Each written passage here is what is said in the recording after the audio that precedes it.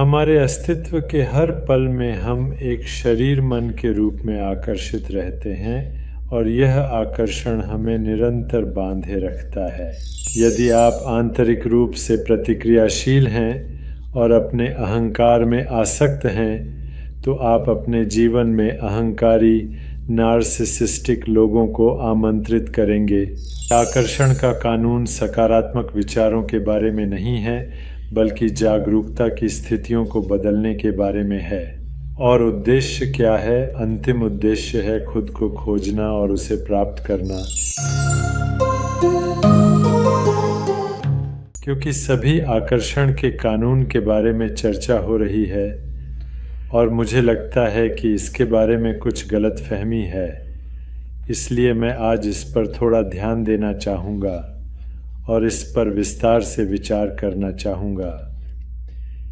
हमारे अस्तित्व के हर पल में हम एक शरीर मन के रूप में आकर्षित रहते हैं और यह आकर्षण हमें निरंतर बांधे रखता है, वह जो हमारी जागरूकता की स्थिति से संबंधित है। अगर आप आंतरिक लड़ाई भाग रहे हैं तो आप खतरा आकर्षित करेंगे। यदि आप आंतरिक रूप से प्रतिक्रियाशील हैं और अपने अहंकार में आसक्त हैं तो आप अपने जीवन में अहंकारी नार्सिसिस्टिक लोगों को आमंत्रित करेंगे। यदि आप शांति से जागरूक हैं तो आप सचेत प्राणियों के द्वार खोलेंगे और उन्हें संबोधित करेंगे। और अगर आप हर्ष विद्या, रचनात्मकता, उच्च चेतना, मूल चित्त और अतीन्द्रियता तक पहुँचते हैं तो वही चीज़ें आपको आकर्षित करेंगी।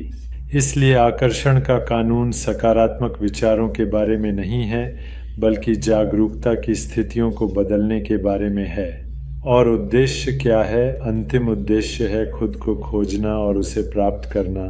मुख्य बात यह है कि जब आपके पास सूक्ष्म इच्छा होती है और आत्मा में विश्राम करते हैं तो इच्छा स्वतः ही अपने पूर्णता को संगठित करती है।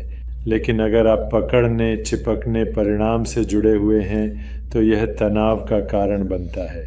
तो इच्छा शांति भरी जागरूकता में अपनी स्वयं की पूर्ति को संगठित करती है। इसे पकड़ना और चिपकना इसमें हस्तक्षेप करता है। और अंतिम विश्लेषण में इस सब का उद्देश्य खुद को जानना है।